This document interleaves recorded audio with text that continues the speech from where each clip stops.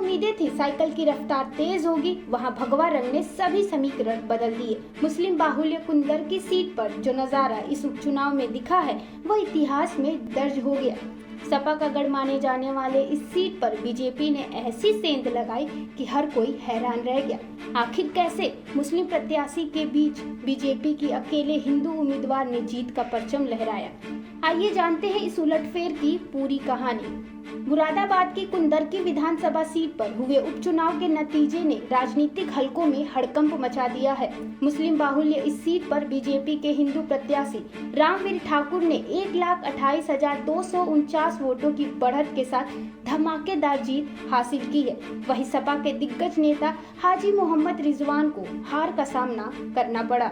आपको बता दें कि यह सीट 1993 से बीजेपी की पहुंच से बाहर थी और सपा का गढ़ मानी जाती थी, लेकिन इस बार नतीजे ने सपा के किले को धराशायी कर दिया। सवाल उठ रहे हैं कि क्या मुस्लिम वोटों के बंटवारे और सीएम योगी आदित्यनाथ के आक्रामक प्रचार ने बीजेपी को जीत दिलाई। सपा के हाजी मोहम्मद रिजवान, जिनका 40 वर्षों का राजनीतिक अनुभव है, इस बार सबसे मजबूत उम्मीदवार माने जा रहे थे। 2002 में पहली बार कुंदरकी से विधायक बने हाजी रिजवान 2012 और 2017 में लगातार जीत दर्ज कर चुके थे, लेकिन इस बार जनता का मूड कुछ और था। कुंदरकी में कुल 11 मुस्लिम उम्मीदवार मैदान में थे, जिनमें बसपा के रफ्तुल्ला जान, AIMIM के हाफिज वारिस और आजाद समाज पार्टी के चांद बाबू भी शामिल थे। माना जा रहा है कि इन सभी के बीच मुस्लिम वोटर बट गए, जिससे सीधा फायदा बीजेपी को मिला। मुख्यमंत्री योगी आदित्यनाथ ने खुद कुंदरकी में प्रचार की कमान संभाली थी। उनकी टीम ने मुस्लिम मतदाताओं को साधने के लिए मुस्लिम लीग और स्थानीय नेताओं का भी सहारा लिया। रामवीर ठाकुर ने भी मुस्लिम बाहुल्य इलाकों में डेरा डालकर चुनाव का प्रचार किया। सपा के लोकल नेताओं में गुटबाजी और विकास कार्यों की कमी जैसे मुद्दे भी जनता के फैसले पर असर डाल गए।